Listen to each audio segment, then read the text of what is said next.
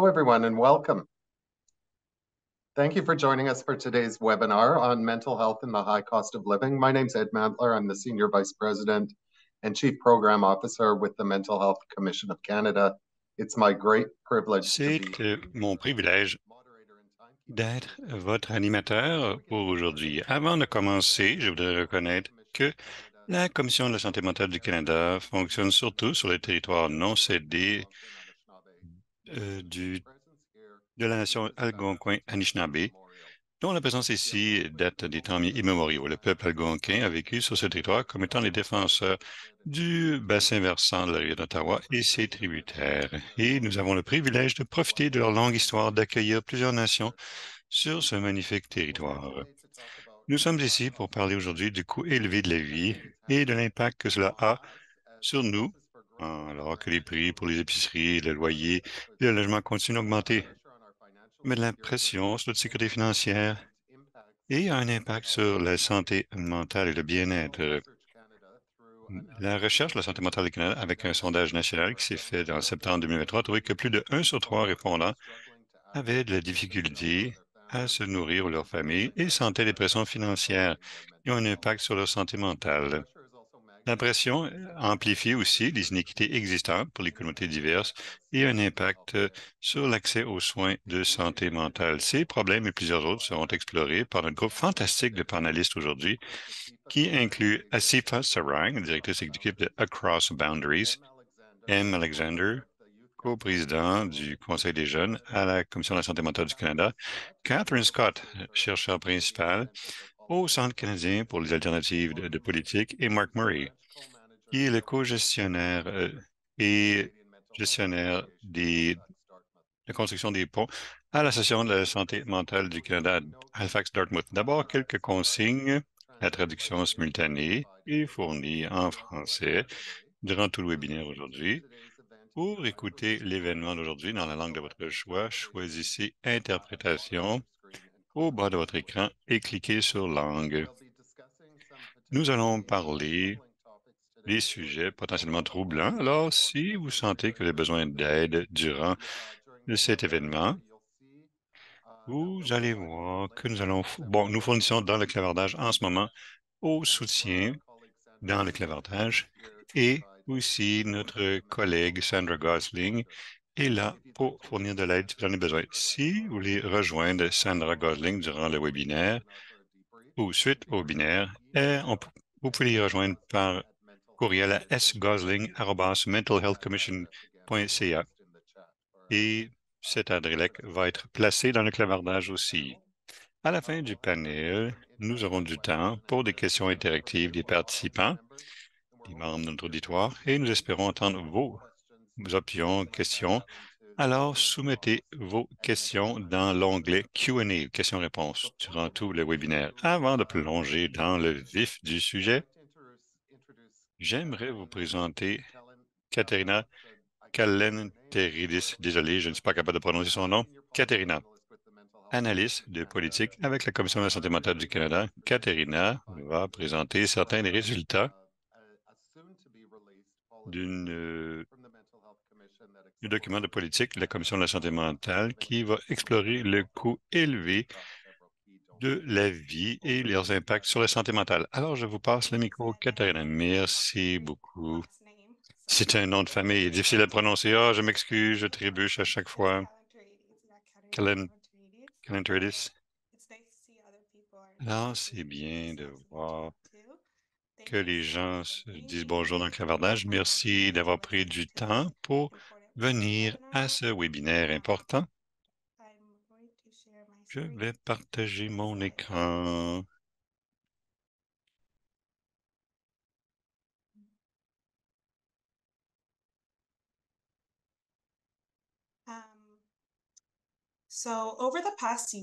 Bon, durant la dernière année, l'inflation élevée au Canada a eu un impact significatif sur la vie des gens.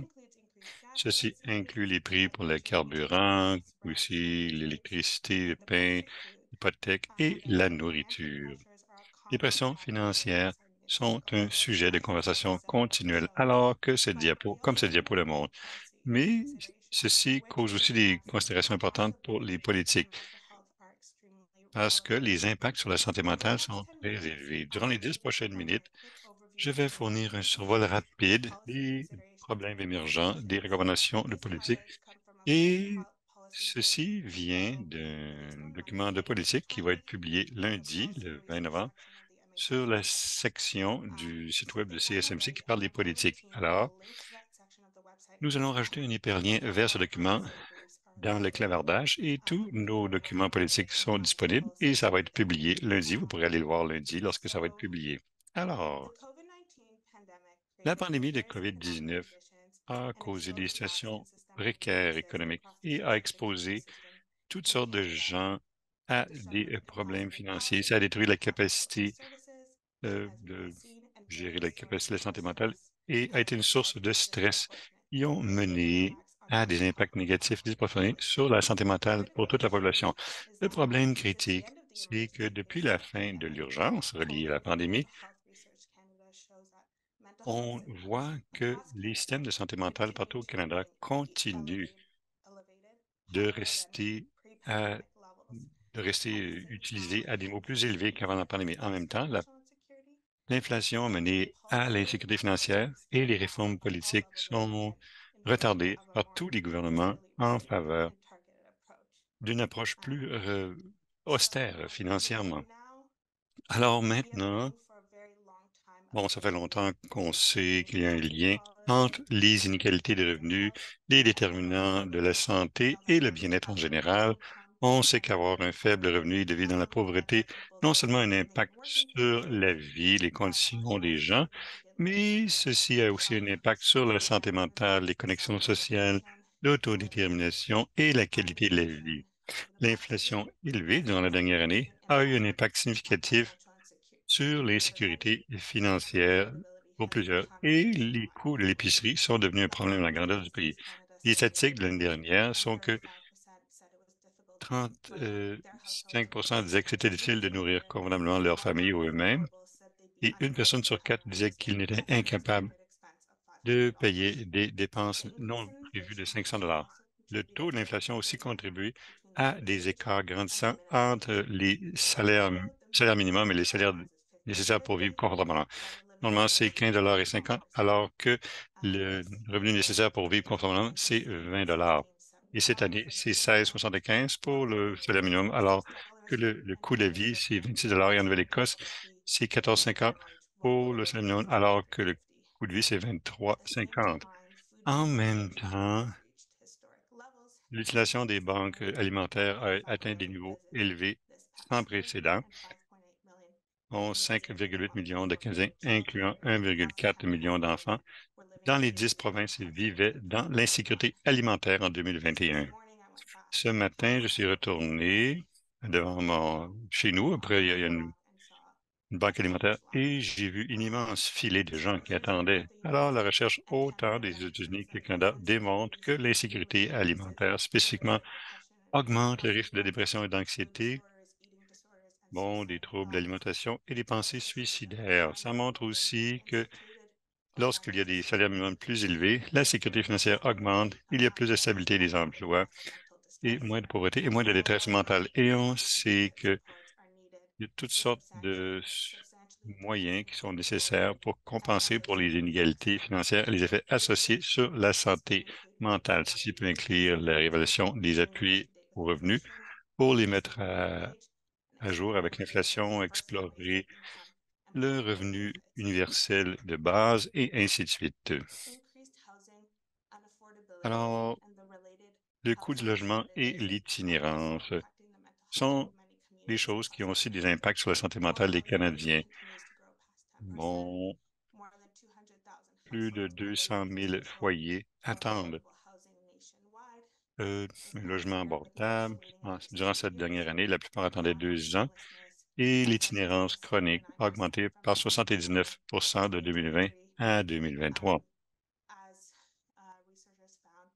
Les chercheurs ont trouvé ceci à l'Alliance canadienne pour l'itinérance sur un échantillon de 14 communautés. Ça, c'est une augmentation qui dépasse les capacités actuelles des abris temporaires. Et les conditions d'itinérance sont au de la détresse.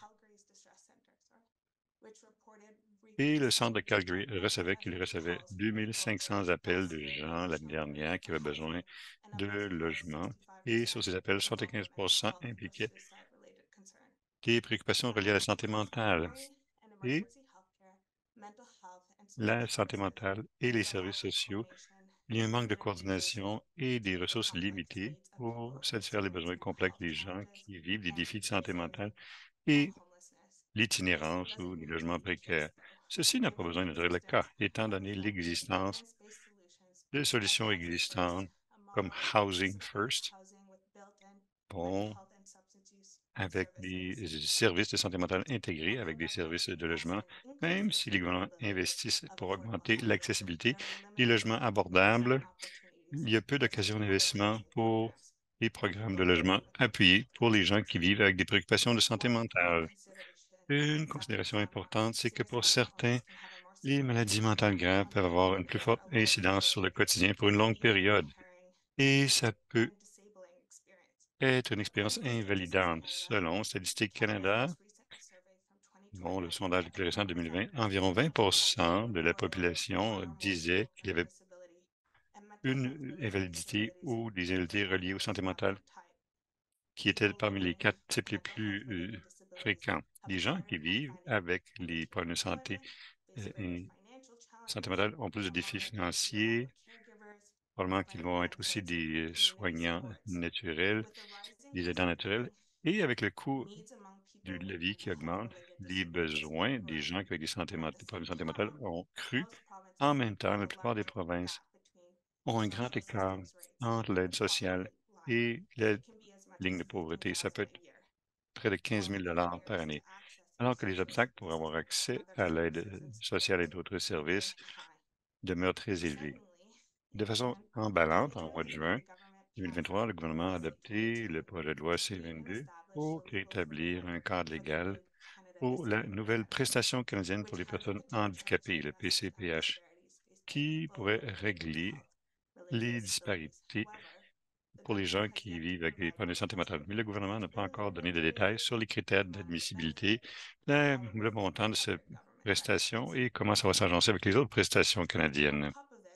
En plus de ceci, nous sommes aussi préoccupés par l'impact du coût de la vie élevé pour l'accès aux services de santé mentale. Les services de santé mentale sont efficaces et sont prouvés par toutes sortes de recherches qui montrent que des investissements dans ce domaine ont des avantages pour le bien-être et les résultats économiques. Les obstacles financiers pour les services de santé mentale empêchent les gens qui en ont le plus besoin d'y avoir accès. Les gens avec des revenus faibles sont ceux qui ont le moins de probabilité d'avoir un médecin de famille et, à moins qu'ils aient un emploi avec des avantages sociaux, la plupart de ces services de santé ont des coûts très élevés.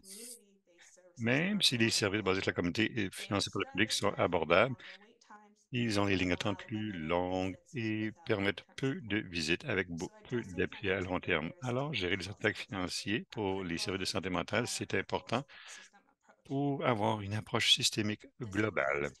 Ceci inclut de prendre en considération les impacts de santé mentale uniques sur diverses communautés, alors que lorsqu'on combine les inéquités de longue date avec l'insécurité financière, ça magnifie les préoccupations de santé mentale et sont des obstacles significatifs pour avoir accès aux services et aux soutiens. De telles inéquités sont vécues dans plusieurs communautés diverses, incluant les Premières Nations, Inuit, Métis, communautés éloignées et rurales, communautés racialisées, 2S LGBTQ+, les enfants et les adultes plus âgés.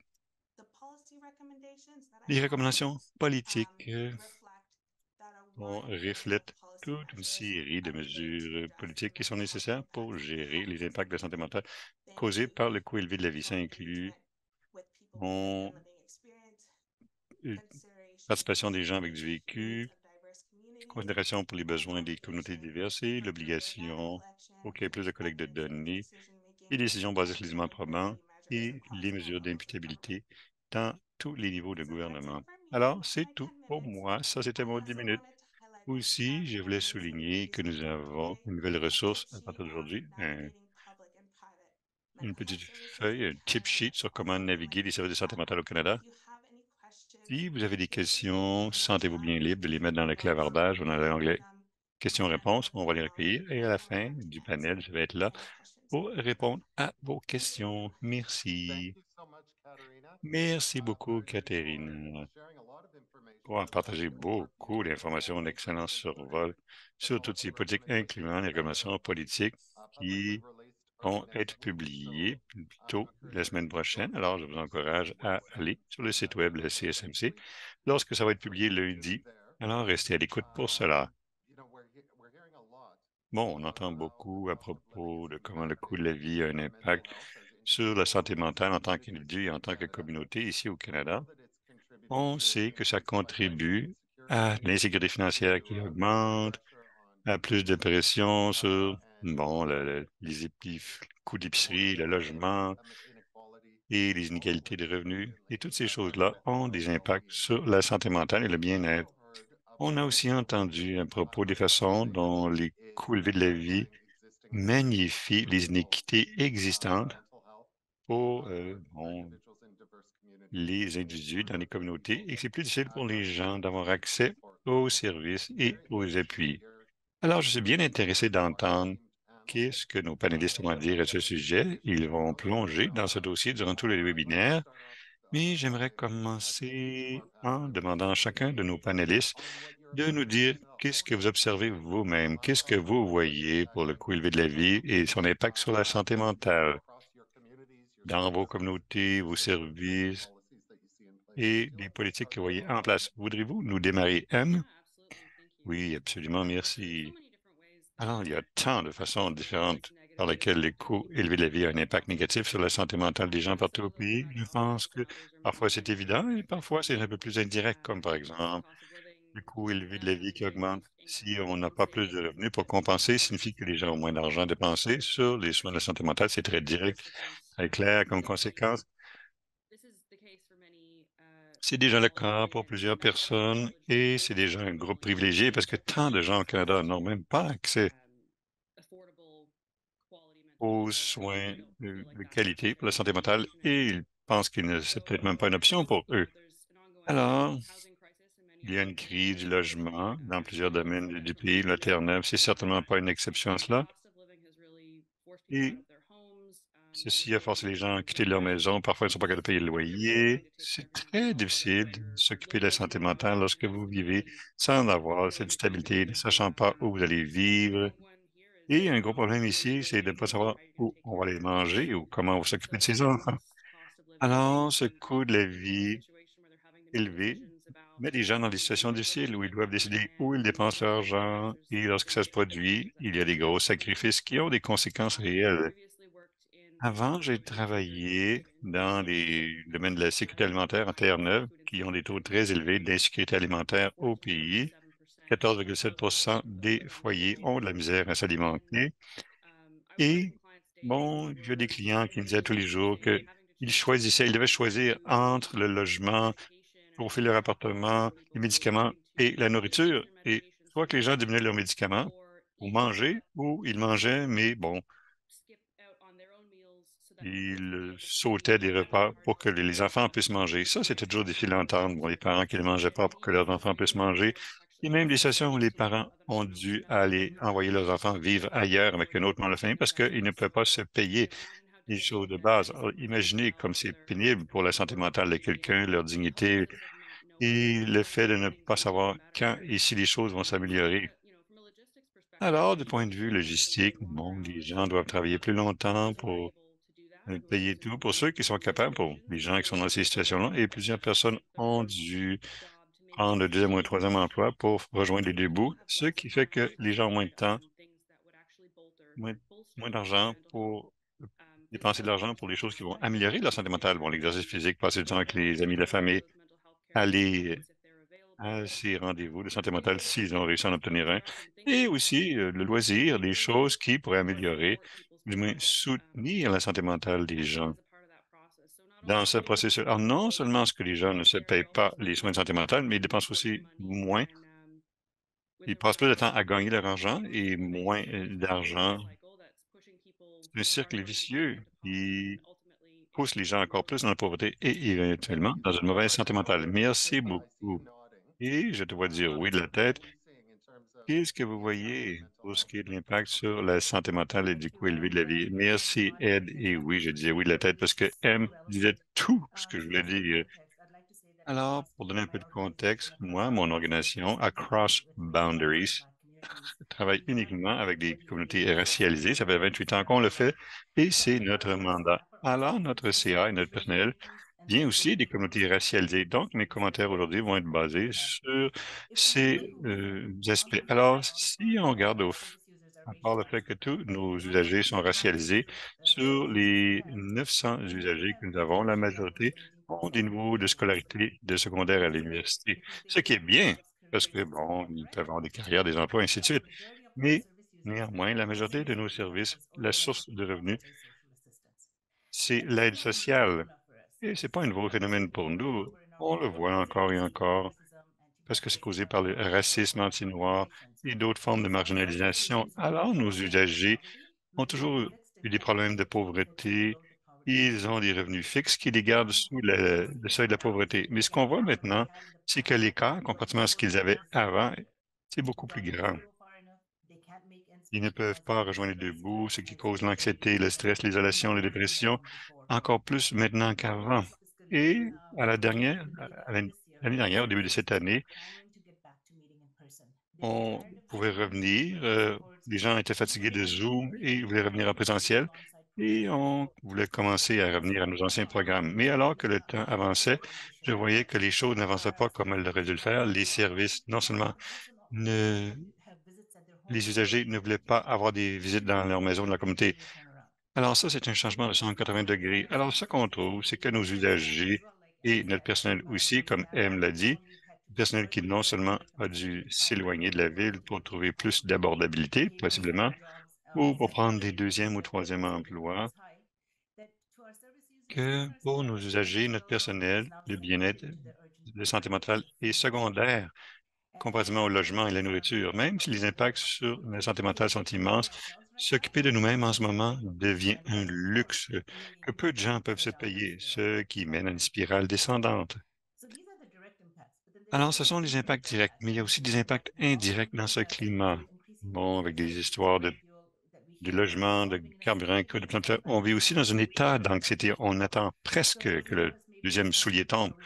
Alors, il y a des gens qui sont prêts de perdre leur maison, ils sont dans la dette, pas capables de sortir de la dette. Et lorsqu'on a un peu de temps libre dans nos vies, on a des habiletés, des habitudes malsaines, par exemple la toxicomanie, pour combler ces peurs. Et on vit dans une crise silencieuse perpétuelle. On est sorti de la pandémie pour tomber dans une pandémie financière qui va nous ramener dans une pandémie de santé mentale. C'est tout simplement comme ça plusieurs gens se sentent. D'accord? Merci assez fort pour tes observations. Catherine, toi, que vois-tu? Thanks very much, Ed. And this Merci fantastic. beaucoup, And we're really Ed. happy to be Je suis participating bien today. content de participer dans le Specifically, webinaire aujourd'hui. Katharina Et was bon, gave a terrific overview Katharina a donné un excellent survol de où nous en sommes en ce moment. Bon, la connexion entre la santé mentale et la sécurité financière. really Et lately elle, et and Asifa really et stepped M ont up bien what we did. expliqué. I saw Moi, qu'est-ce que je yesterday vois? Ben, j'ai vu hier, par that exemple, the que food bank in Toronto la announced Banque that alimentaire à Toronto a annoncé que from 1 sur now 10 the logements, foyers à services Toronto will avaient be open up accès to aux 50%. services de banque alimentaire. Overwhelming number of Il people y avait une grosse augmentation dans la dernière année. a portion of those are Bon, une obviously grande children portion, les and 40%, c'est des enfants et plusieurs de ces gens-là, bien programs sûr, such as social sont sur assistance des revenus fixes and comme l'aide long-term sociale. care. But that plays out obviously across Mais lots ça, of countries. manifestement, c'est But bon pour tout le pays. Les gens overall, the sont cost of living acculés au crisis mur. Bon, c'est une crise shows clear financière signs of abating qui ne this montre year. aucun signe de s'atténuer More dans to that l'avenir. are the challenges Et in the housing and les childcare that défis dans le we logement. know for a Bon, fact on sait, the c'est un effect fait of que homelessness manifestement l'abordabilité du logement, c'est everywhere épouvantable et ça cause toutes sortes de problèmes pour tous les niveaux de revenus au pays, particularly for renters surtout who are pour les looking to make locataires additional increases in the cost. qui voient des augmentations dans leur loyer et bien sûr, la plupart des gens qui sont pauvres louent. For instance, over On, par 50% exemple, près de 800 000 foyers au Canada en ce moment qui dépensent plus de 50 de leurs revenus sur le loyer. Alors, dans un tel contexte, bien sûr, les gens font ce genre de décision. Ils vont à la banque alimentaire, ils ne payent pas leurs médicaments. Ils ne vont pas visiter la famille et ceci crée une spirale descendante que Asifa a expliqué si bien. Aussi, je vois, bon, on en vient de passer au travers de cette pandémie horrible et ça a causé toutes sortes de défis, bon, la santé, la sécurité, le bien-être, les niveaux élevés de violence qui ont continué à augmenter et vraiment, on n'a pas rétabli la situation après la pandémie. Plusieurs personnes disent, ah, la pandémie, c'est derrière nous, mais non, elle est encore avec nous, la pandémie. Alors, c'est un contexte très important et de se débattre pour revenir où nous étions. Il faut vraiment regarder les options et de regarder les communautés comme des gens avec des problèmes de santé mentale. Eux, imaginez naviguer dans cela et toute la complexité qui est impliquée dans cette communauté très diverse. Et il faut se concentrer sur les gens qui en ont besoin, qui ont besoin le plus d'aide. Ça, c'est très important dans toute la discussion des politiques à venir. Merci, Catherine. Marge, voudrais-tu rajouter quelque chose de la conversation? Oui, bien sûr. Et merci pour m'avoir invité aujourd'hui. Et je suis bien heureuse. Bon, j'ai bien hâte j'ai bien hâte de lire ce document sur la politique de la Commission de la santé mentale du Canada sur les coûts élevés de la vie et les impacts sur la santé mentale. C'est une information importante. Mais venant de Halifax, certainement, bon, la plupart des gens savent qu'on a eu beaucoup de gens dans nos communautés qui vivent l'itinérance, qui sont sans abri, qui ne peuvent pas satisfaire leurs besoins de base. Et il y a de plus en plus de gens, moi j'en entends parler, non seulement dans nos programmes, mais aussi dans les communautés, qui vivent dans la crainte que peut-être ils vont être les prochains. Bon, soit que leur loyer ou bon, quelqu'un va venir pour les jeter en dehors de leur appartement. Bon, et cette personne n'aura plus le choix. Il y a tant d'excellentes choses qui ont déjà été dites par les panélistes précédents. Bon, on a parlé de le fait d'être sans espoir et ça a un impact majeur sur la santé mentale. Bon, l'anxiété, le fait d'être sans espoir, le désespoir. Et lorsque les gens commencent à exprimer le désespoir, et même si aujourd'hui on parle de changements dans la politique, parfois les gens ont perdu l'espoir que les choses peuvent s'améliorer. Et ça va, bon, ça a un impact terrible. Et il y a des communautés qui s'épuisent pour empêcher les gens de tomber. Mais cette liste continue d'augmenter et les subventions pour le logement, bon, le gouvernement provincial a fait cela, c'est une bonne chose. Bon, l'aide pour payer le loyer, mais ça prend trop de temps à passer, à être accepté. Et le coût moyen pour un appartement de base, je pense, dans plusieurs régions de notre ville, c'est entre 1 800 et 2 100 $ par mois. Et les gens ne sont plus capables de payer ces loyers qui augmentent. Et je sais que dans le rapport qui va être publié lundi, ça explique que pour Halifax, 23 $ de l'heure, ce qui était vrai lorsque ce rapport a été écrit, mais en moins de 1 an, bon, le coût living wage s'est passé de 23 $ à 26 $. Bon, ce salaire suffisant, ce salaire subsistance. Alors, la plupart des individus qui ont accès à nos programmes de soutien déjà vivaient sous la ligne de pauvreté. Et durant la pandémie, l'inquiétude, bon, il y avait des programmes déjà qui aidaient et qui montraient qu'on pouvait faire les choses différemment, mais ces organisations comme les nôtres, qui fournissaient de l'aide pour la nourriture et d'autres aspects essentiels, mais plusieurs de ces subventions se sont terminées au début de 2024. Alors, on sait que des efforts sont faits par les niveaux de gouvernement, bon, les partenaires communautaires pour gérer l'itinérance, la pauvreté, l'insécurité alimentaire, le logement, mais on a besoin de changements majeurs pour trouver des solutions pour la pauvreté et gérer les déterminants sociaux de la santé. Ici, en Nouvelle-Écosse, on voit très peu d'efforts pour gérer la pauvreté. Et en tant que société, on veut que les gens les plus vulnérables, les gens avec des invalidités, des handicaps, on mérite tous d'avoir la qualité de vie.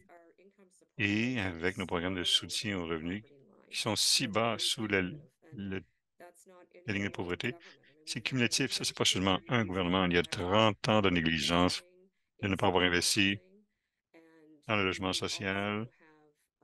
Et il y a aussi, on n'a pas investi dans la santé mentale, autant qu'on aurait dû, parce que plusieurs personnes sont toujours surprises que dans plusieurs provinces, ça va de 5 à 7 du budget de la santé mentale, alors que la Convention, c'est 12. Alors, toutes ces conditions, certainement, font que c'est plus difficile de gérer le coût élevé de la vie. Et comme on a déjà dit, bon, la pandémie était stressante, mais Merson s'est empiré par une autre crise. Et la dernière chose que je veux dire, c'est que j'ai vu un article sur les médias sociaux et il disait que il y avait une expression, on a besoin de fournir de l'abri parce que c'est trop froid pour vivre dans les tentes. Mais c'était un très bon commentaire parce qu'il disait, est-ce que nous normalisons ceci maintenant? Bon, est-ce que c'est correct pour que nos voisins vivent dans des tentes au mois de novembre sans accès à l'électricité ou l'eau courante? Et moi, je suis assez vieille pour me souvenir de, je pense que c'était, ils avaient dit dans les années 90 que ils allaient éliminer les banques alimentaires. On sait que les stations des banques alimentaires ont augmenté. Alors, il faut faire attention de ne pas normaliser cette insécurité alimentaire et l'itinérance. Et je suis bien reconnaissante que nous avons des programmes comme les banques alimentaires, mais eux aussi doivent gérer les problèmes de pauvreté et d'insécurité alimentaire. Et l'impact sur la santé mentale, comme on l'a déjà dit, bon, il y a la stigmate, la honte, le désespoir, l'anxiété, et c'est tout simplement horrible des gens, pour que les gens vivent de telles choses. Merci beaucoup, Marge. Thanks for the panel as a whole. Merci pour ces observations, Mag, et merci à tous les panélistes. On sait tous que l'impact du coût de la vie a un impact vraiment sur différentes personnes et de différentes manières. Et puis, ça augmente les inéquités, notamment en matière de santé mentale et l'accès aux services. Alors, vous avez mentionné que vous travaillez surtout avec des communautés racisées. De votre point de vue, quelles sont les considérations intersectionnelles que vous pouvez voir dans vos communautés, CIFA? Alors, il y a des considérations intersectionnelles certainement pour ce qui est de transport, les garderies, etc. Puis après ça, si on ajoute l'ethnicité, plus l'identité, etc., il y a différentes générations, les plus vieux, les plus jeunes, etc. Et dans ces communautés, il peut y avoir plus de problèmes de maladies chroniques. Il y a un impact négatif, évidemment, des impacts négatifs qui vont augmenter de façon exponentielle. Alors, si on combine tout ça avec des ressources limitées, avec un manque d'appui de la part de la ville, non, manque d'accès aux services, et aussi les communautés avec qui on travaille, il y a des mauvais diagnostics aussi qui sont faits, hein. Alors, il n'y a pas, il y a pas d'option abordable souvent. Alors, les interactions sont complexes, les besoins sont profonds et les ressources sont limitées et parfois très incomplètes. Un autre aspect, c'est que nos communautés sont très tissées serrées. Elles sont interdépendantes aussi. S'il y a une personne qui vit une crise, ça a un impact sur les autres. Il y en a beaucoup qui sont en contact aussi avec les personnes qui sont restées chez eux dans d'autres pays. Alors, parfois, nous sommes des appuis financiers pour les personnes à l'extérieur. Donc, il y a un poids supplémentaire là, si on n'est pas capable d'appuyer nos personnes à l'étranger. Alors, ça, c'est un autre souci. Aussi, l'impact sur le monde aussi. Ce qui se passe en Palestine, en Russie, en Ukraine, les tremblements de terre, tout ça a un impact sur la santé mentale des gens qui reviennent de ces endroits. Le Canada n'est pas une société isolée, on est connectés entre nous. Alors, l'impact quotidien sur la santé mentale est très, très important. Moi, je suis une femme musulmane, etc. Alors, il y a plein de choses qui sont reliées à ça. Je dois faire face à ces questions de santé mentale ou de toxicomanie. Alors, il n'y a personne qui est immune à ces questions-là, mais l'impact sur nos utilisateurs de services est plus élevé. Alors, l'autre point que je veux mentionner, c'est qu'on ne peut pas se permettre, étant donné les priorités qu'on a dans nos vies, on ne peut pas se permettre de mettre l'accent sur les vacances, la relaxation, regarder un film, voir des amis dans un restaurant, avoir... Alors, les petites choses de la vie qui sont agréables. Il y en a qui tiennent ça pour acquis, mais il y a des choses qui sont plus disponibles à cause du coût de la vie. Alors, ça revient donc dans la même spirale. Alors, l'isolation qui s'accentue, etc. Alors, je vais arrêter ici. Une citation que je voulais partager, un article que j'ai lu de l'Economics Observatory. Ça dit, on court le risque d'entrer dans une phase d'eugénie par négligence, parce qu'il y a de plus en plus de pauvreté dans certains groupes. Et pour moi, c'était important, ça. Il faut qu'on doit être conscient de ça et de faire attention à ça. C'est très important ce que vous venez de dire. Merci beaucoup pour tous ces commentaires. Anne, est-ce que vous voulez ajouter quelque chose à ça? Oui, tout à fait. Euh, Merci. C'était fort, effectivement, cet argument-là. Je vais parler de choses un peu différentes, comme mère queer avec des racines autochtones. Je veux reconnaître que j'ai eu pas mal de privilèges. Euh, je- avec mon identité intersectionnelle, j'ai des privilèges pour être blanche, c'est sûr. Euh, mais il y a beaucoup de groupes qui ont plus d'impact par le coût de la vie que nous. Alors, je vais parler de ce qui m'affecte moi, parce que je n'ai pas le droit vraiment de parler de ce que les autres vivent. Mais on sait que dans la communauté LGBTQ, peuvent avoir plus de problèmes de santé mentale que d'autres, 2 fois plus par rapport à leurs collègues cisgenres.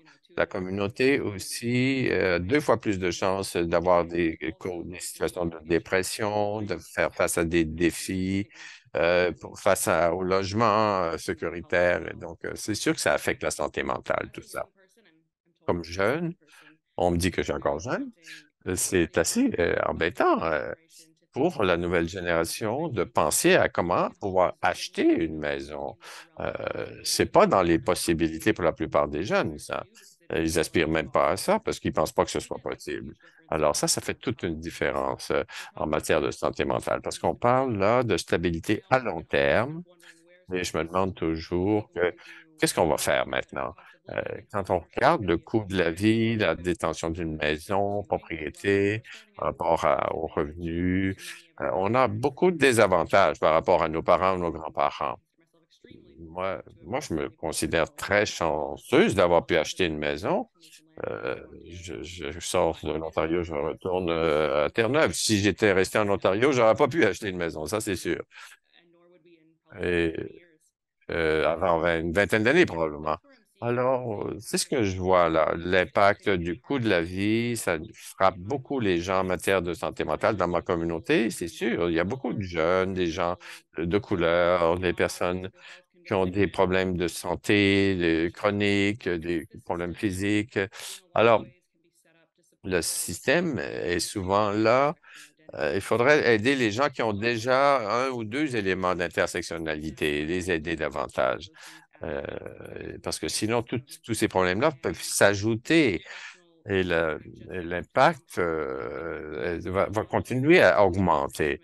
C'est vraiment un testament à la résilience de ces personnes-là qu'on peut faire et qui réussissent quand même à survivre malgré toutes leurs barrières.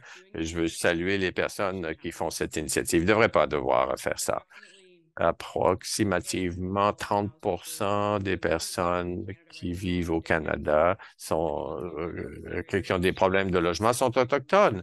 Alors, il y a des problèmes de discrimination, de sexisme, etc. dans le système. Et c'est pour ça qu'on voit ces disproportions en matière de santé mentale dans certains groupes marginalisés. Alors, il faut faire attention à ça. Qu'est-ce qu'on sait des personnes dans les groupes marginalisés? Est-ce qu'ils demandent des aides en matière de santé mentale? Ils ne vont pas toujours être reçus avec le souci culturel, la sensibilité nécessaire. Alors, il faut qu'on investisse dans ça comme société. Merci beaucoup, Marc, je vous passerai la parole. Elle m'a parlé des différents obstacles que les personnes peuvent rencontrer quand ils demandent des services. Euh, que pensez-vous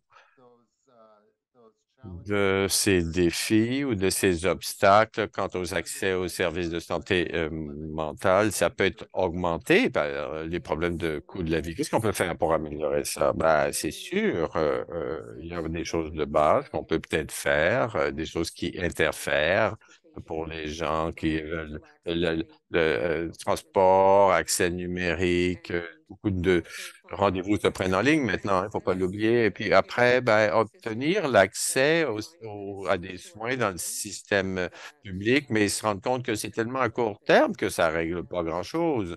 Alors, alors, c'est très décourageant, ça, pour certaines personnes qui doivent faire face aux difficultés du coût de la vie, des fois en situation de pauvreté, mais aussi ils peuvent avoir des soucis de santé mentale ou de toxicomanie.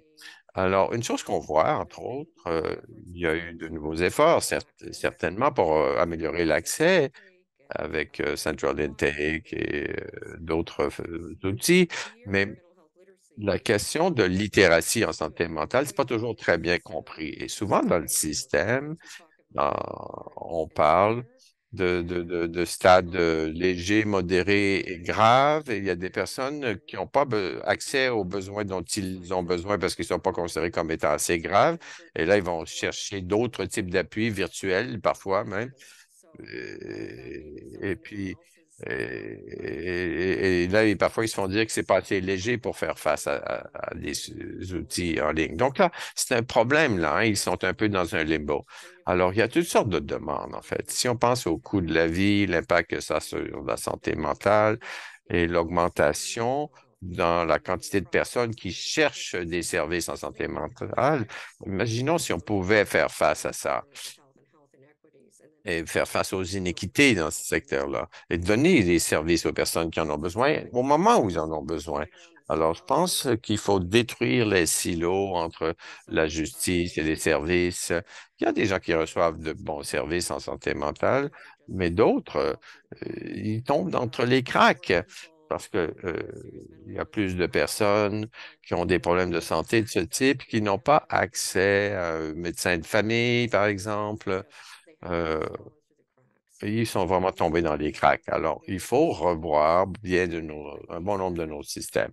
Je pense aussi que si on pouvait faire face à ces questions-là, des déterminants sociaux de la santé, ça nous aiderait beaucoup. On pourrait espérer que les personnes auraient un meilleur accès.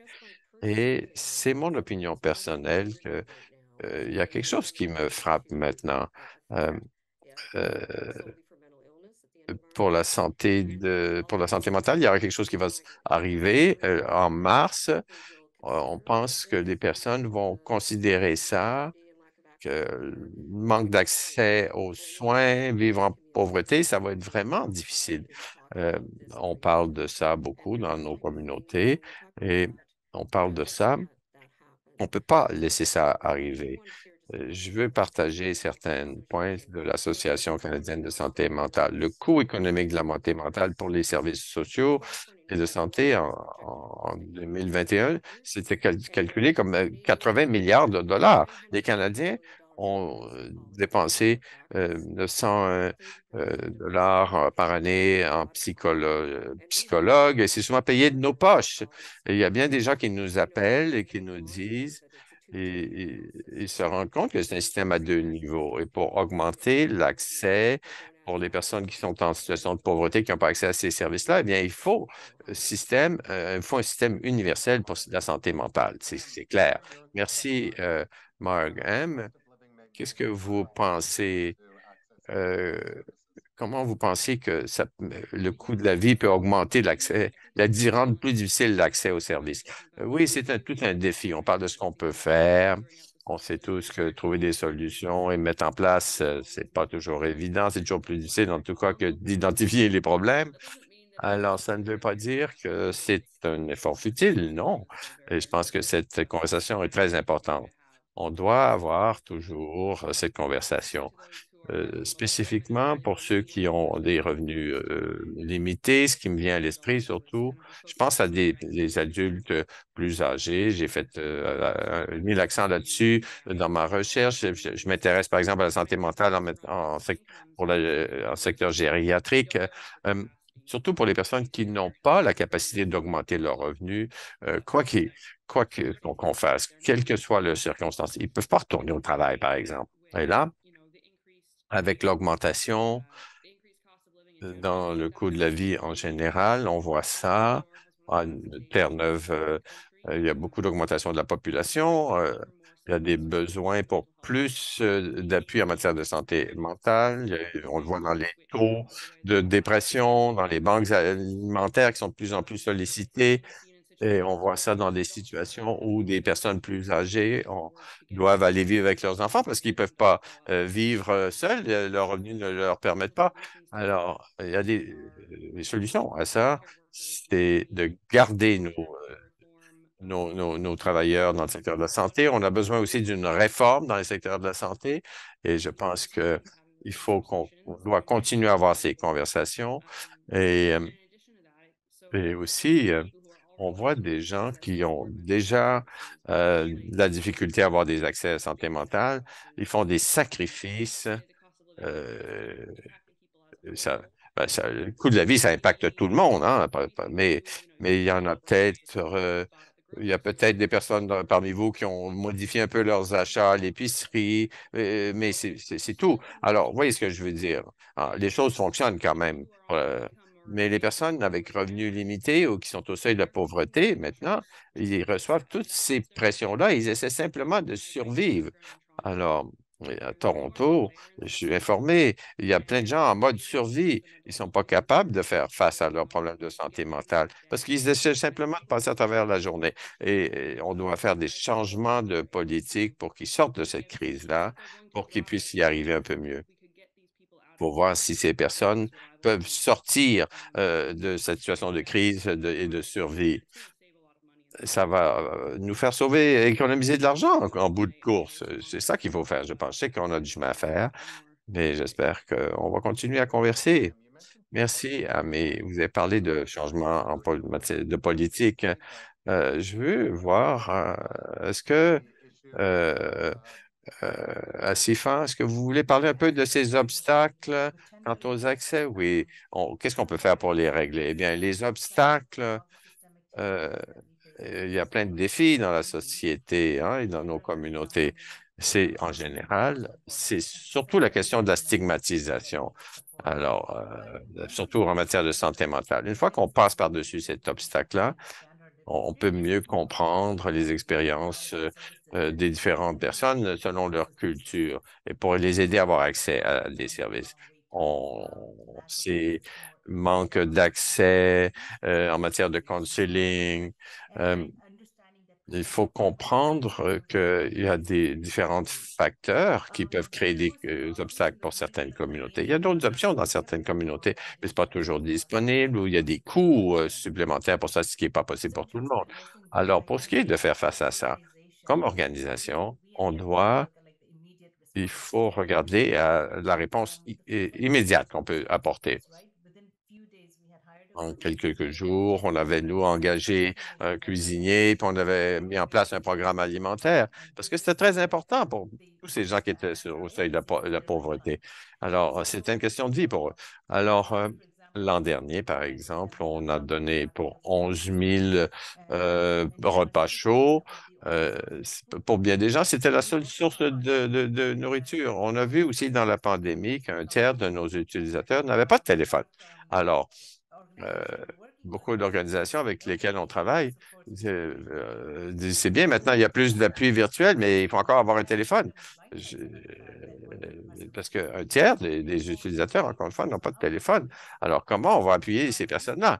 Alors, on a passé beaucoup de temps à travailler et on pensait qu'à la fin de la pandémie, ces choses pourraient être réglées, ces problèmes pourraient être diminués. Mais ce qu'on découvre, c'est que dans bien des cas, il faut qu'on augmente les appuis qu'on offre.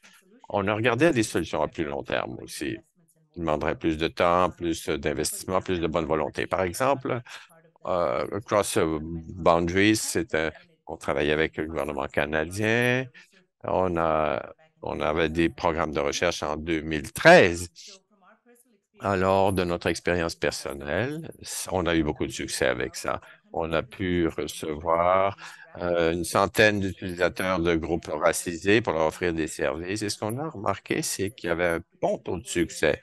Après 2 et 4 ans, sur une période de 2 à 4 ans, il y avait vraiment une stabilité dans la vie de ces personnes. Ils étaient toujours logés, ils avaient des connexions à leur communauté, ils se réunifiaient avec leur famille. Alors, si on peut développer des programmes comme celui-là, ça pourrait vraiment aider pour satisfaire les besoins de base de nos communautés, surtout en matière de santé mentale. On a eu une trentaine de résidents de Nouvelle-Zélande qui venaient à Toronto pour voir notre programme de logement. Euh, Ils ont un institut semblable en Nouvelle-Zélande et voulaient voir un peu comment ça marchait ici, de tirer profit de ce qu'on faisait. Une chose que j'ai découverte, c'est intéressant pour moi, c'est que la Finlande, apparemment, a décidé mettre en place une stratégie semblable en matière d'itinérance. Ils ont eu pas mal de succès. Ils veulent éliminer l'itinérance d'ici 2027. Bon, c'est un article écrit en 2020, mais c'est dans leur esprit, c'est dans leur politique. C'est ça qui est important. Il faut avoir ce vocabulaire-là, ce discours-là. Un dernier point, pour ce qui est de l'endettement, beaucoup de ces personnes sont endettées et c'est très important de tenir ce discours-là. Souvent, les personnes vont dire, je ne suis pas un conseiller financier, je suis un travailleur social, mais on n'a pas besoin d'être un conseiller financier. Alors, on pourrait faire ça comme n'importe quelle intervention thérapeutique. J'ai trouvé quelque chose en ligne. Il y a un outil en ligne qui est produit, un guide qui s'appelle la demande finale, qui est produit par des gens qui ont de l'expérience là-dessus. C'est basé sur la recherche. Et ce que ça fait, ça fait en sorte que les personnes puissent avoir accès à de l'aide financière avant d'arriver à un point de non-retour, un point de crise. C'est plus facile de s'engager dans ces conversations où on peut essayer de faire face à les questions de coûts élevés de la vie et dans des moments difficiles de nos vies. Alors, je serais heureux de partager ces ressources s'il y a lieu, parce que si on peut avoir accès à ces guides-là, ça peut nous aider beaucoup. C'est super, ça. Merci beaucoup, Asifa. Merci de partager cette ressource. Je veux parler un peu d'autre chose et parler de politique publique.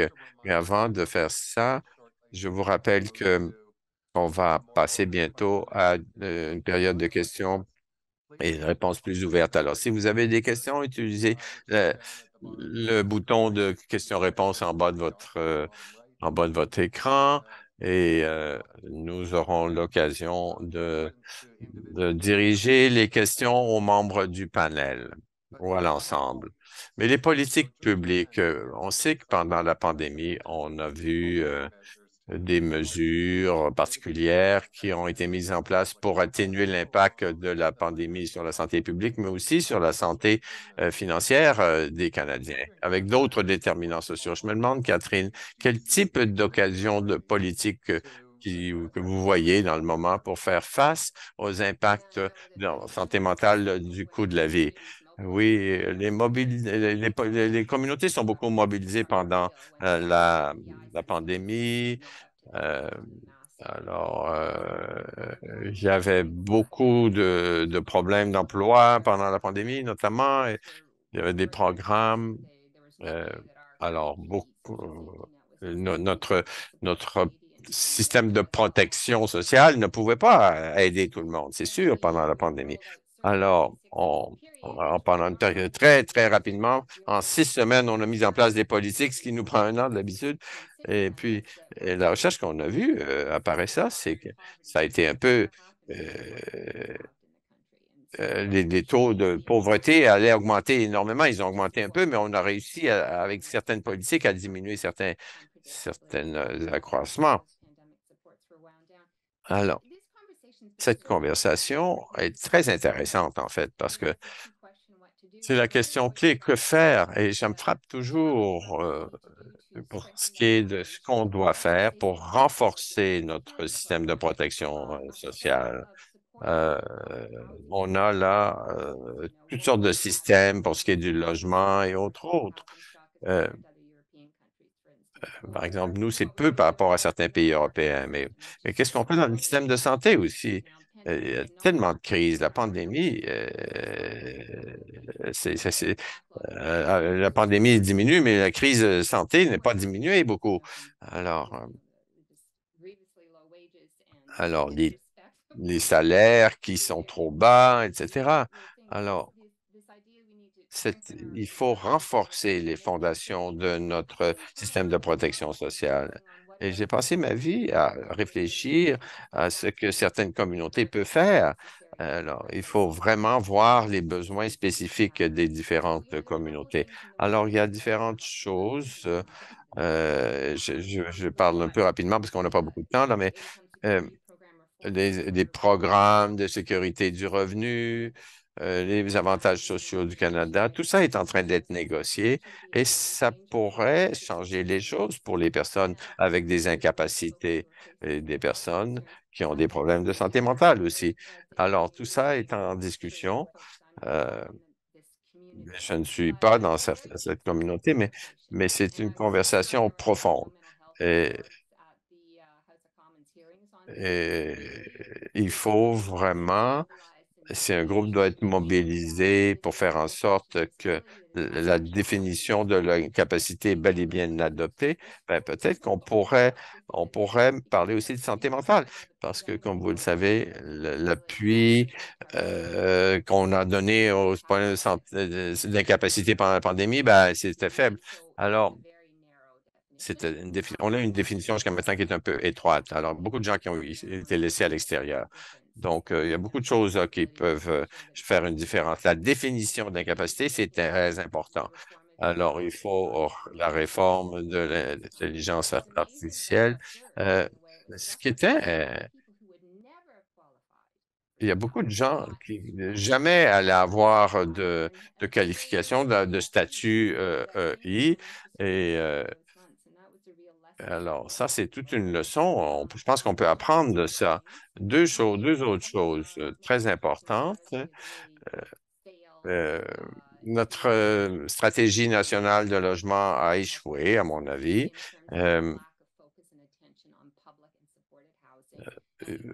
Par rapport au logement public. Et depuis 2017, on a eu très peu de progrès. Les initiatives de logement, ça a été intéressant, mais on parle de centaines d'unités, pas les milliers dont on a besoin. Alors, on a parlé aussi de l'importance par exemple, l'assurance médicaments, c'est le seul pays qui n'a pas ça. C'est important qu'on mette ça de l'avant. On veut faire en sorte que les personnes ont accès à ces médicaments. C'est une question très liée au coût de la vie aussi. Alors, c'est différents secteurs là dont on doit beaucoup parler.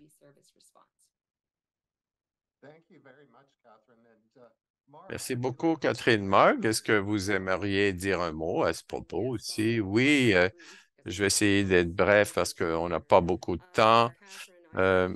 Catherine, j'apprécie ce que vous dites par rapport aux avantages sociaux pour les cas d'incapacité.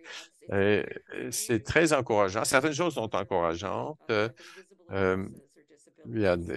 Surtout pour les cas un peu invisibles, ça va être difficile parfois de prouver des besoins pour ce qui est des crédits d'impôt en cas d'incapacité. Ça peut devenir très décourageant parfois. Alors, il pourrait ne pas faire de demande. Et ce qu'on voit aussi beaucoup, si personne n'est là pour vous aider à remplir le formulaire, qu'est-ce que vous faites? Ou si personne n'a votre historique, qu'est-ce que vous faites? Ça, ce sont des points importants. Et c'est là où un revenu assuré pour les personnes au-delà de 65 ans, ce serait formidable. Ce serait important. Il y a des adultes qui n'ont pas de revenus, des personnes qui vivent sur l'assistance. qui est bien en bas du seuil de pauvreté. Et je dois mentionner aussi rapidement, euh, on a des partenaires qui ont de nouvelles solutions, un rapport qui va sortir la semaine prochaine et, calcule la mesure du panier minimal comme vraiment une mesure qu'on devrait utiliser. Parce que certains de ces programmes, ils sont très déshumanisants et je pense euh, on doit donner plus de temps pour trouver une solution pour les personnes. Et pour une personne qui n'a jamais travaillé, il y a des personnes qui n'ont pas pu travailler et qui ne peuvent pas travailler et qui ne peuvent pas se qualifier pour les revenus d'incapacité. L'autre chose aussi dont je veux parler aussi mentionnement que l'Association canadienne de santé mentale, vous le savez peut-être, on a un programme de défense qui s'appelle Act for Mental Health et ça essaie de euh, faire un transfert fédéral en matière de santé mentale et toxicomanie pour avoir dans notre province défend ce point de vue des services universels. Je sais que l'Alliance canadienne en santé mentale examine ça et trouve qu'on devrait modifier la loi canadienne de la santé pour inclure la santé mentale. Une autre chose que je veux mentionner, une chose avec cette loi, c'est pas seulement les aspects cliniques ou des fonds pour les agences communautaires. On veut travailler pour créer les conditions pour aider le problème de santé mentale.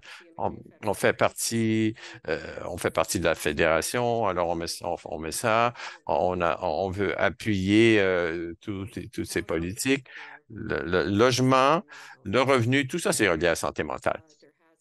Alors, il doit y avoir des politiques complètes pour faire face à ça. Merci, Marc. Et merci à tous les panélistes pour avoir répondu à mes questions.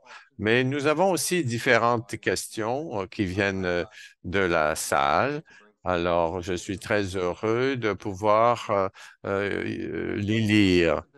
Et les personnes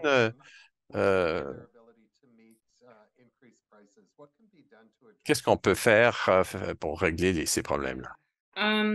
I can't fix that issue in this answer, but I think that's a great question, and I think there's a lot of different Je barriers pense qu'il y a beaucoup d'obstacles différents.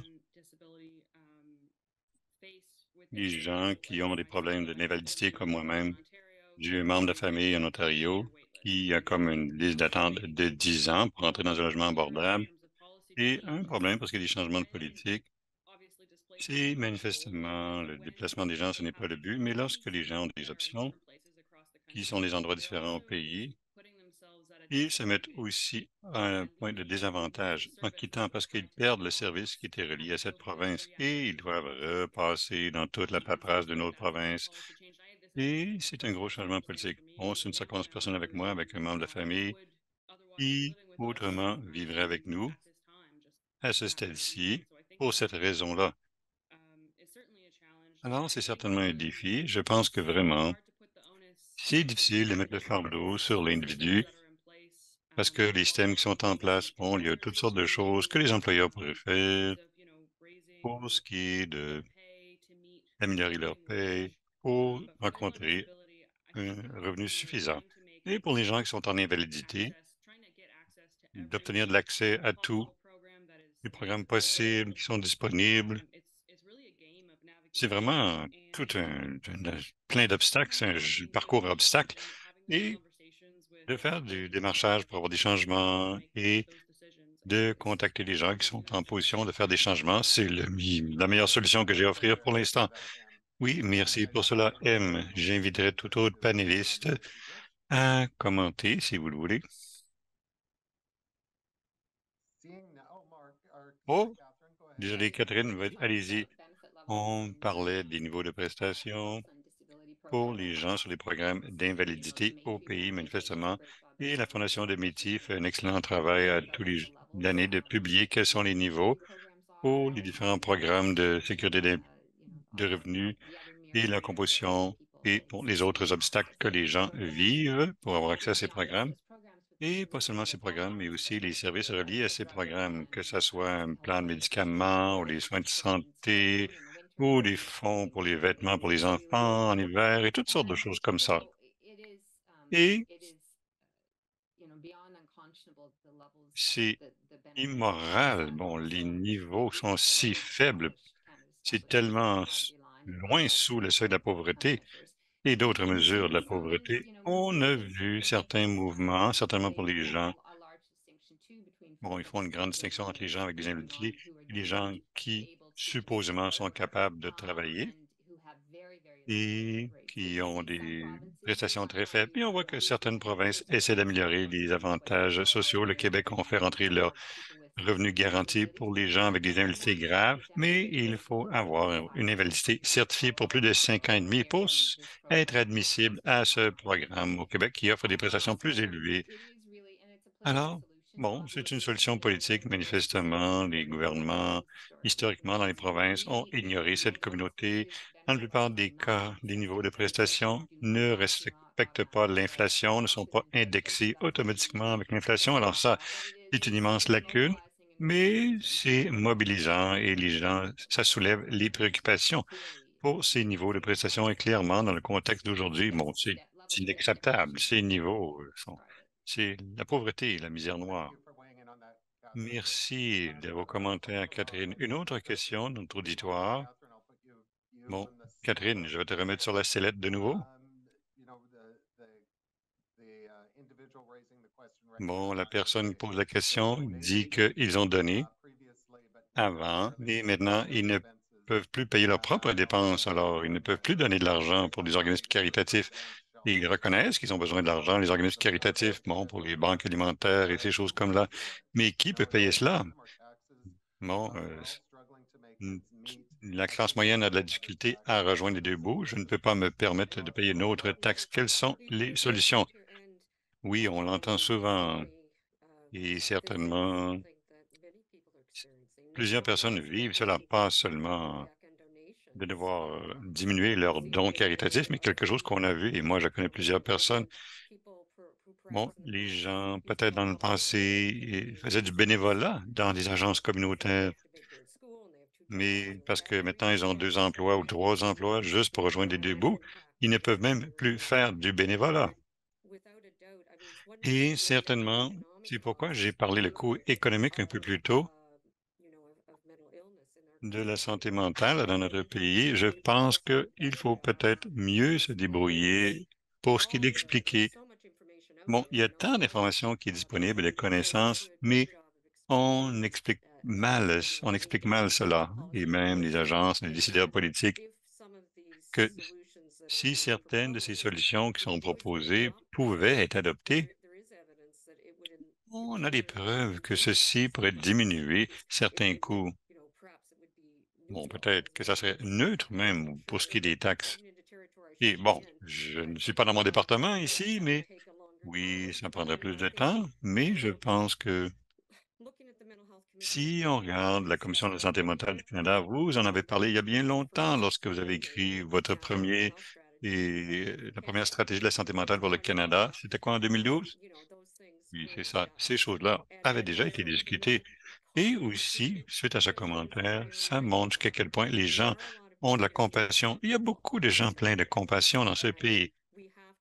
Et il faut qu'on trouve moyen pour que ça soit juste et que ça soit expliqué aux gens que ça va diminuer les coûts d'une autre façon. Et l'autre chose que je réfléchis, à laquelle je réfléchissais, lorsqu'on parle de revenus de base, c'est qu'il y a aussi le problème de des gens qui veulent travailler. Quelqu'un m'a posé la question il y a quelques jours. Bon, il y a toutes sortes de pancartes qui disent on veut on veut embaucher, mais il y a c'est salaire minimum, il n'y a pas d'avantages sociaux et c'est très difficile pour les gens, surtout s'ils ont des coûts élevés de médicaments et ils sont sur l'aide au revenu.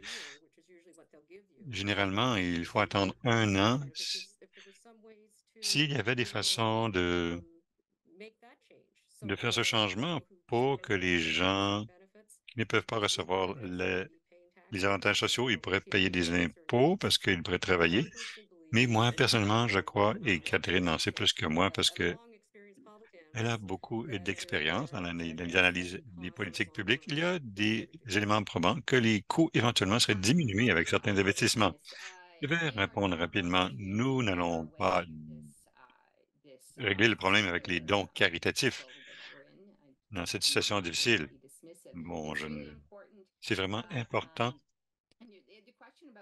Et la question à propos de la génération de revenus, c'est très important. Nous voulons avoir des réseaux sociaux robustes au Canada et qui protègent les individus et les communautés. Et ceci demande la taxation progressive et ça demande que les individus, les gens riches, vont toujours pouvoir obtenir l'aide dont ils ont besoin, alors que c'est vraiment les gens au bas de l'échelle. Bon, nous avons un rapport sur Statistique Canada vendredi qui parlait de qui a gagné durant la pandémie. Bon, le 1% en haut des revenus, ils ont augmenté le revenu de 20% en une seule année, alors que le 50% du bas, en fait, ils ont perdu des millions et des millions de dollars entre 2020 et 2021. Je ne fais pas ça, je ne dis pas ça à la blague. Il y a toutes sortes de façons par lesquelles on peut avoir plus de niveaux de taxation. Il faut payer pour ces choses-là, mais de faire ces investissements dans les institutions publiques, comme Marg le suggérait, créer des conditions où tout le monde en profite, incluant des entreprises. C'est une fausse économie de s'imaginer que, bon, en faisant l'austérité partout, bon, de privatiser la douleur et les problèmes sur les individus, cela n'aide pas. Alors, moi, je suis dans une organisation où on fait des propositions de politique pour des taxations qui pourraient être faites pour fortifier nos institutions publiques, incluant des services qui vont aider les gens avec des défis en santé mentale. All right, thank you both. Bon, merci à vous deux. I'll ask Ah, Em to Asifa, weigh in on the next question. je vais te demander de répondre à la prochaine question. Il y Recognizing a un that the public rapport healthcare avec, programs are bon, already les at the programmes limit, publics and sont there's déjà à la limite. already, Les programmes access publics, barriers and bon, il y a ways déjà to des deliver for obstacles, many of the services. l'accès, des And longues files provinces and d'attente, alors que les provinces, les municipalities receive municipalités funding reçoivent to ou pay ont for services du such as financement pour des housing. services comme le How logement. can they effectively Comment est-ce qu'ils market peuvent or efficacement how offrir, effectively use those bon, resources, utiliser ces ressources, given that étant donné que services are already les oversubscribed services sont déjà écrasés avec les files d'attente? J'aime bien la réponse de M. Je ne peux pas vraiment répondre à cette question en une minute.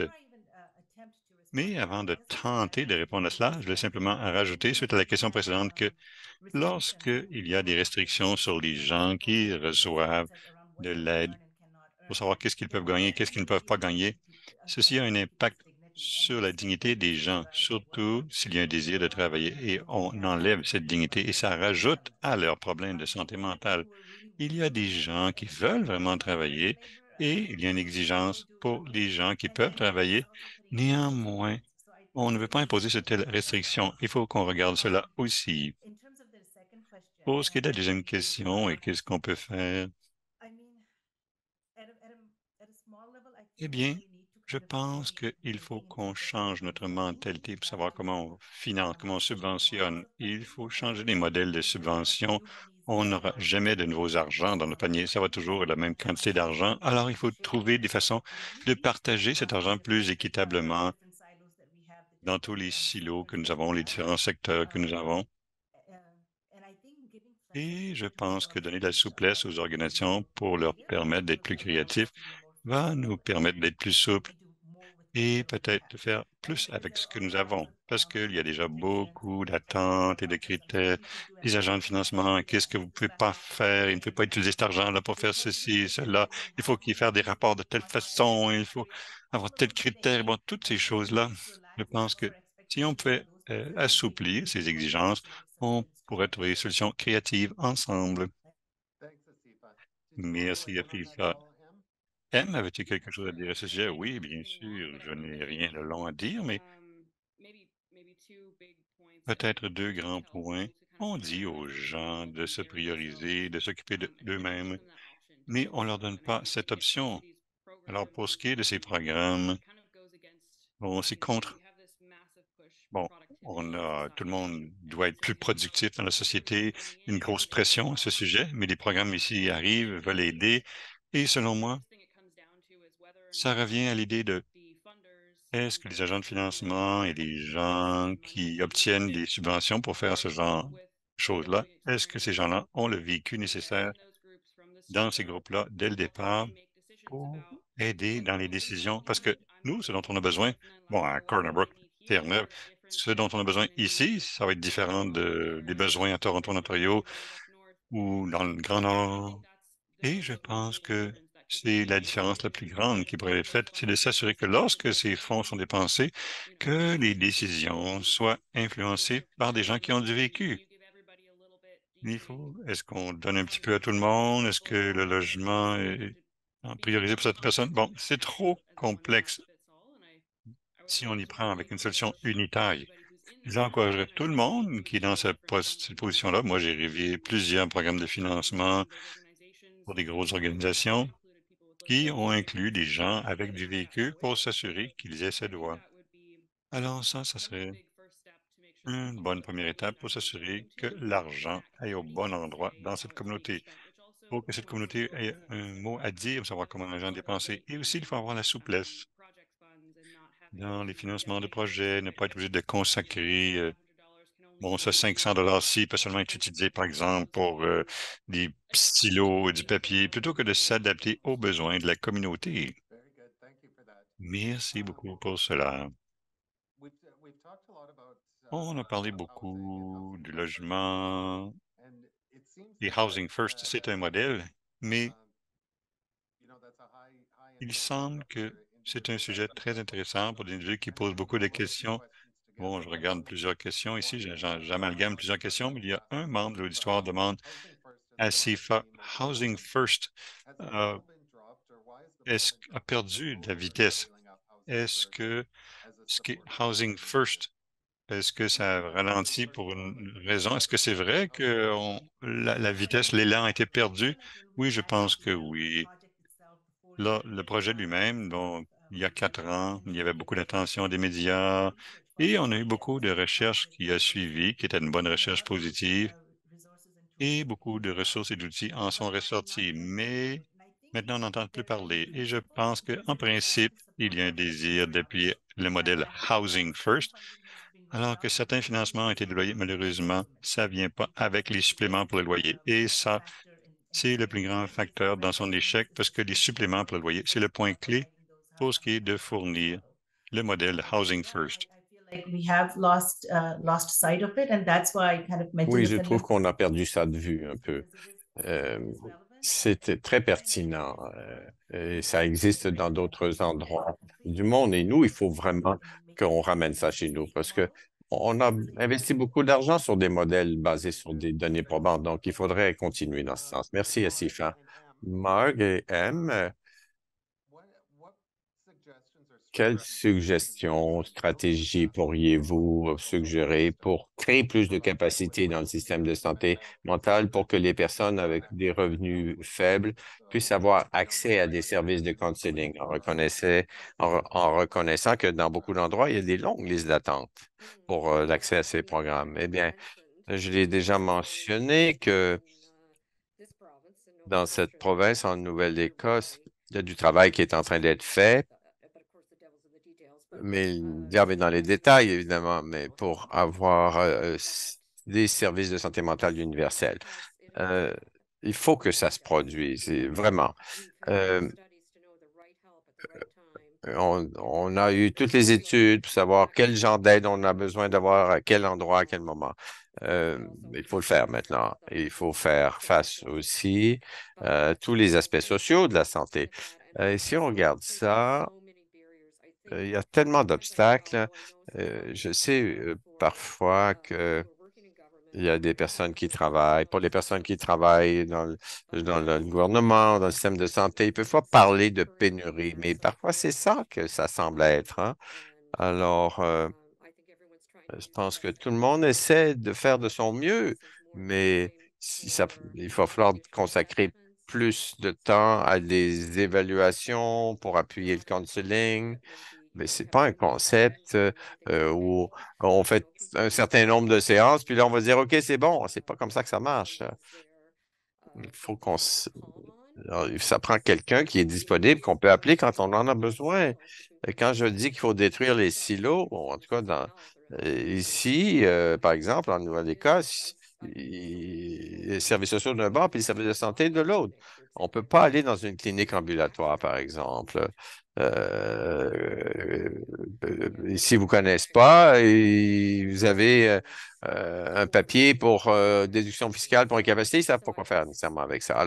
Alors, je pense que au lieu de simplement se parler de mesures, on doit vraiment, ça ne s'est pas passé l'an dernier, il faut pousser pour que dans le budget fédéral, on ait vraiment un transfert en santé mentale. Pendant des années, ce qui s'est produit, c'est que l'argent arrive à la province et il y a plein de besoins en santé. Je ne dis pas qu'on doit enlever de l'argent là pour la santé, c'est sûr, mais on en a parlé.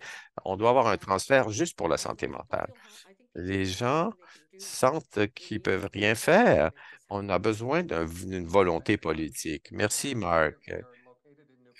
Vous êtes M, vous êtes à Terre-Neuve où la mise en place de 1.02, ça semblait diminuer les listes d'attente de 70%. Alors, c'est intéressant. Alors, vos idées par rapport à ce qu'on peut faire pour permettre un accès rapide à des services de counseling et de diminuer les listes d'attente? Oui, je vivais même pas à Terre-Neuve quand ça s'est produit, tout ça, mais je suis là maintenant. Et ça a amélioré le problème des listes d'attente, mais il y a encore du travail à faire pour que les gens puissent avoir les soins dont ils ont besoin. On a encore beaucoup de choses à faire à cet égard, c'est sûr. Euh, euh, pour ajouter d'autres éléments dans la couverture de santé mentale. Il y a différentes techniques qu'on peut envisager, d'autres outils qu'on peut utiliser qui devraient être inclus dans notre système de santé. Et je pense que ça, c'est quelque chose vers quoi on se dirige. Ça attire plus d'attention. Je pense que c'est intéressant. Je ne veux pas parler directement. Les choses qui ont été utiles, mais on n'a pas les accès. On est tellement distribué à gauche et à droite. C'est tellement rural à l'extérieur de Saint John. On doit avoir des meilleurs accès. Euh, il y a des gens qui ne peuvent pas avoir accès physiquement aux services dont ils ont besoin. Il y a des personnes isolées. Il ne peut pas avoir un appel vidéo avec une personne, par exemple. Alors, ça, c'est des problèmes auxquels on doit faire face. Ces cliniques ambulatoires sont pas mal occupées. Alors, il y a pas mal de chemin à faire encore, mais j'aimerais voir certains changements pour ce qui est de l'ampleur des services offerts. Et puis, merci beaucoup. Est-ce que je peux ajouter quelque chose? Oui, pour ce qui est de quand M a parlé de différents types, là, il faut reconnaître les différentes façons d'intervention qui existent ailleurs dans le monde. Euh, il y a par exemple, l'acupuncture, la médecine chinoise traditionnelle, différentes choses. Alors, comme mentionné, c'est pas offert gratuitement à l'extérieur de certaines organisations. Il faut que ce soit plus accessible. Ben, il faut regarder que pendant des milliers d'années, ces techniques ont fonctionné dans certains pays. Il faut les incorporer parce qu'il y a des personnes qui ont besoin de ça pour guérir. Je pense qu'il faut qu'on l'offre et puis que ce soit rendu disponible. Merci beaucoup, Asifa. Une des questions du public, c'est dirigé à moi. Moi, comme modérateur, je ne dois pas répondre à des questions, mais je ne vais pas poser beaucoup de questions. C'est Ed, comme, comme j'aimerais, comme seul homme de ce panel, que vous nous parliez des problèmes de santé mentale pour les hommes. Alors, c'est tellement un point important que je ne pouvais pas laisser la question de côté parce que je, je voudrais vous ramener à notre site web parce que j'ai eu la chance d'un webinaire qu'on vient de faire il y a une semaine qui parlait justement de ça, de la santé mentale chez les hommes, en particulier la santé mentale des hommes par rapport au suicide. Parce que, comme on le sait, pour la plupart d'entre nous, la douzaine de personnes qui meurent chaque jour de suicide, c'est les trois quarts des hommes. C'est un peu un paradoxe parce que les hommes font moins de tentatives de suicide, mais utilisent des moyens qui sont plus létaux.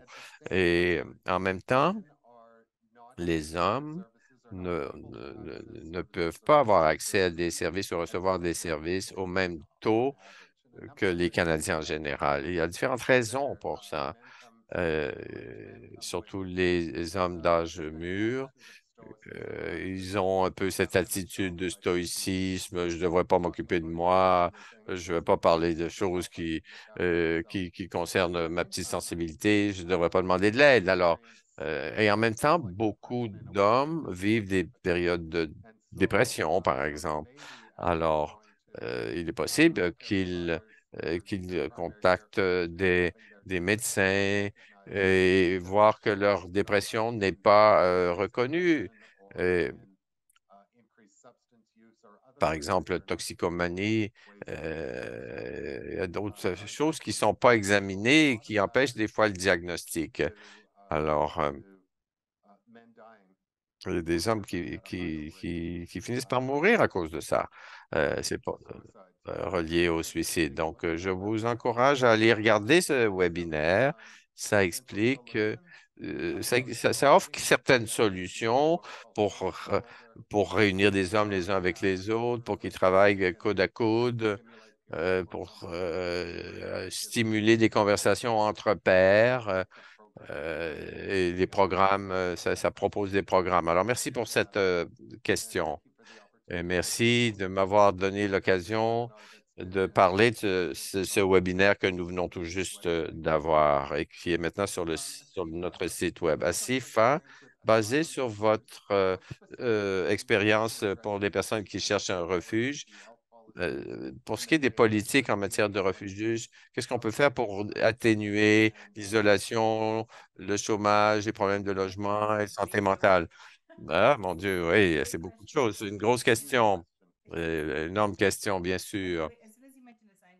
Comme vous avez mentionné, euh, voyons un peu ce qui se passe à Toronto avec beaucoup de gens qui sont logés par des églises, etc., parce qu'il n'y a pas de place dans les refuges.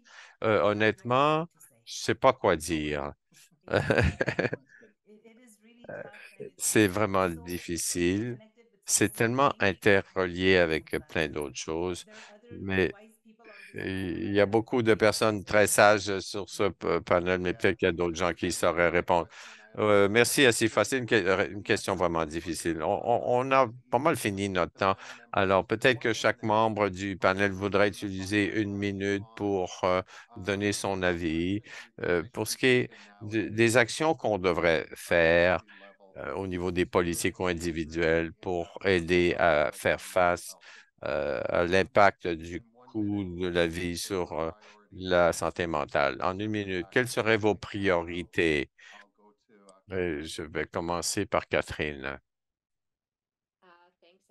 Merci, Ed. Une minute, un sujet. Je vais simplement dire que j'aimerais que la santé mentale, la communauté de santé mentale soit vraiment active dans la conception des nouveaux avantages de Santé Canada pour cette question. Il y a des centaines de milliers de personnes avec des incapacités qui attendent ça. Et il faut que les questions de santé mentale soient ajoutées dans ces avantages et que les niveaux soient fixés pour que ça fasse vraiment une différence dans la vie des gens et que ce ne soit pas coupé et que ça coupe. Il ne faut pas que ce soit enlevé aux personnes qui touchent déjà de l'aide sociale. Alors, donc, c'est vraiment pour ajouter ces aides aux personnes qui en ont vraiment besoin dans les 12 prochains mois. Ça pourrait faire une grande différence. Merci, Catherine M. Je pense que ça a apparu pas mal dans le chat depuis une heure. Une des choses importantes, c'est d'avoir un salaire, pas minimum, mais un salaire qui permet de vivre. C'est quelque chose qui doit venir avec beaucoup d'écho dans la société. De façon plus anecdotique, il y a des histoires qu'on peut raconter qui peuvent avoir un impact. Quel que soit l'impact que vous pensez pouvoir avoir, allez-y. Et il faut parler au gouvernement et montrer les choses qui sont possibles à plus petite échelle et partout au pays. Merci, Marg. En moins d'une minute, qu'est-ce qu'on peut faire maintenant? Eh bien, je suis bien d'accord avec Catherine et avec tout ce qu'on vient de dire. Mais je pense que pour des personnes qui sont vulnérables, qui ont peu de revenus ou pas de revenus, on doit avoir une forme de revenu de base pour tous, je pense. Merci, Marc. Asifa, pour finir. Merci, Ed. Je pense que je dirais qu'il faut reconnaître l'importance de s'occuper des personnes les plus marginalisées et les aider. Et il faut toujours continuer de défendre notre cause. Et il y a beaucoup de problèmes systémiques qui augmentent les inéquités. Je pense qu'on doit apprendre des autres juridictions pour voir les solutions qui sont proposées ailleurs. Et on doit développer les politiques, le financement, et il faut avoir la volonté pour y arriver. Aussi, je pense qu'on parle toujours de se baser sur des données probantes. Alors, on doit monter ce dossier de données probantes. C'est très important. Merci beaucoup et merci à tout le monde, à tous les panélistes et à tous les membres dans l'assistance pour votre participation. C'est la fin alors, de notre webinaire. On n'a pas pu voir toutes les questions. Alors, merci à tout le monde.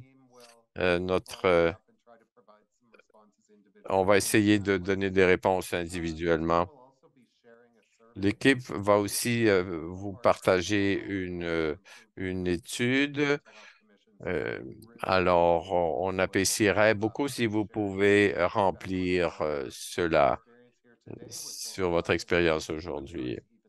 Ça va nous permettre d'améliorer nos webinaires dans l'avenir. Ça a été tout un plaisir de modérer cette discussion. Et c'est un sujet extrêmement important et j'espère que vous avez trouvé ça intéressant. Alors, merci à tout le monde. Euh, merci à l'équipe, à la commission, Katharina et toute l'équipe, et à toute l'équipe ici à la commission. Merci et bonne journée à tous.